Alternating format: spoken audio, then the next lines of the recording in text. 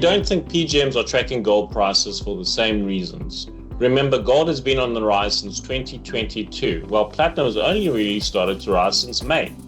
We do have a constructive view on gold, though, to over $5,000 an ounce, which has been driven by the rapid rise in money supply over the last 5 years, and now suddenly the imminent decline in US interest rates. But for PGMs, the fundamental drivers are very different for reasons that are also measurable.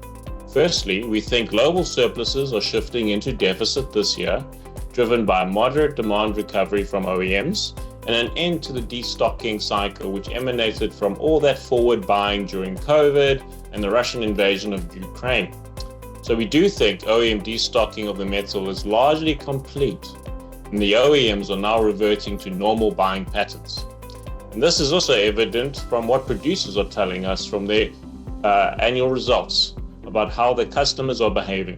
Secondly, and related to the demand recovery mentioned earlier, plug-in hybrids are becoming much more popular than expected, displacing views that battery electric vehicles, which carry no PGM-based auto catalysts, would become the dominant drivetrain outside of China. This is no longer the case. Thirdly, substitution from palladium into platinum for use in the auto cat over the last few years has increased demand for the metal platinum, and this is largely sourced from South Africa.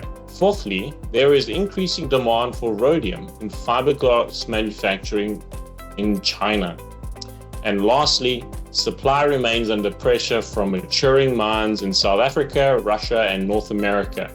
In addition, while recycling of PGMs is slowly recovering, volumes are still down some 40% from normal levels.